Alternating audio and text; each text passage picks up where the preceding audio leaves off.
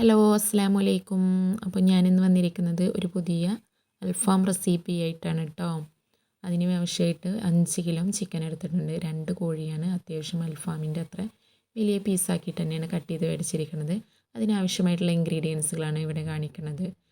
അത്യാവശ്യം വലിയ ഒരു സവാള, അതുപോലെ തന്നെ വലിയൊരു തക്കാളി, മല്ലിച്ചപ്പ്, പുതിനയില, ക്യാപ്സിക്കം, ഇഞ്ചി, വെളുത്തുള്ളി, പച്ചമുളക്, ഇവയെല്ലാം നമുക്കൊന്ന് ഫൈനാക്കി അരച്ചെടുക്കേണ്ടതുണ്ട്.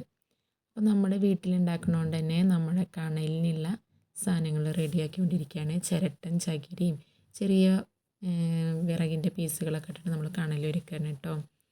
അപ്പോൾ കണലായി വരണമെങ്കിൽ കുറച്ചധികം നേരം കത്തി ഇതാവേണ്ടതുണ്ട്. അപ്പോൾ നമുക്ക് അരപ്പിനുള്ളത് തയ്യാറാക്കുകയാണ്. മല്ലിയില, പുതിനയില, തക്കാളി, സവാള, ഇഞ്ചി, വെളുത്തുള്ളി, അതുപോലെ തന്നെ അരപ്പിന് ആവശ്യമായിട്ടുള്ളതാണ് തൈര്. തൈര് എനിക്കിവിടെ അത്യാവശ്യം പുളിയുള്ള തൈരാണ് കേട്ടോ കിട്ടിയത്. അതുകൊണ്ട് തന്നെ ഞാൻ അധികം ഒഴിച്ചിട്ടില്ല. ഒരു അര ഗ്ലാസ് മാത്രമേ ഒഴിച്ചിട്ടുള്ളൂ. പുളിയില്ലാത്ത തൈര് കിട്ടുകയാണെങ്കിൽ അതാണ് ഏറ്റവും നല്ലത്. അതുപോലെ ഒരു അര കഷ്ണം ചെറുനാരങ്ങ കുരു കളഞ്ഞിട്ടാണ് ഒഴിച്ചത്. അങ്ങനെ നമ്മുടെ അരപ്പ് റെഡി ആയിട്ടുണ്ട്. ഇനി അതിലേക്ക് കുറച്ച് ഇൻഗ്രീഡിയൻസുകൾ പൊടിച്ച് ചേർക്കാനുണ്ട്. അതിനിതാ മല്ലി, കറുവപ്പട്ട, ഏലക്ക, ഗ്രാമ്പു, കുരുമുളകിൻ്റെ പൊടിയാണ് ഇവിടെ ചേർത്തിരിക്കുന്നത്. കുരുമുളകുള്ളവർ അങ്ങനെ ഇടാം. പിന്നെ വലിയ ജീരകവും സഹജീരകവും പെരിഞ്ചീരകവും കുറേശ്ശെ ചേർത്തിട്ടുണ്ട്. അതുപോലെ മുളക് പൊടി, മഞ്ഞൾപ്പൊടി കുറേശ്ശെ ചേർത്തിട്ടുണ്ട്. എരിവിന് ആവശ്യമായിട്ടുള്ള മുളകും കുരുമുളകും ഒക്കെ ചേർക്കാട്ടോ. നമുക്ക് ഈ അൽഫാം എന്ന് പറയുന്നത് ഒന്ന് കുറച്ച് എരിവിലാണ് ഏറ്റവും ടേസ്റ്റ്. അപ്പോൾ നമ്മുടെ അരപ്പുകളും എല്ലാം റെഡി ആയിട്ടുണ്ട്. ഇനി നമുക്കതൊന്ന് മിക്സാക്കി എടുക്കണം. പിന്നെ ഇതിൽ പെടാത്തൊരു വീഡിയോ കുറച്ച് കളറ് ഞാൻ ചേർത്ത് കൊടുത്തിട്ടുണ്ട് കേട്ടോ, റെഡ് കളറ്. അത് ഞാൻ ഇതിൽ വീഡിയോയിൽ നഷ്ടമായിട്ടുണ്ട്. അപ്പോൾ നിങ്ങളതും കൂടി ചേർത്ത് കൊടുക്കണം. അതുപോലെ മസാല നോക്കിയിട്ട് ആവശ്യത്തിന് ഉപ്പ് ഇട്ട് കൊടുക്കാം. പിന്നെ നന്നായിട്ട് നമ്മൾ മസാല തേച്ച് പിടിപ്പിക്കണം ചിക്കനിന്. അതിന് വേണ്ടിയിട്ട് ഞാൻ ചിക്കൻ ഒന്നിങ്ങനെ കട്ട് ചെയ്ത് കൊടുത്തിട്ടുണ്ടായിരുന്നു കേട്ടോ. ഒന്നിങ്ങനെ വരഞ്ഞ് കൊടുത്തിട്ടുണ്ടായിരുന്നു.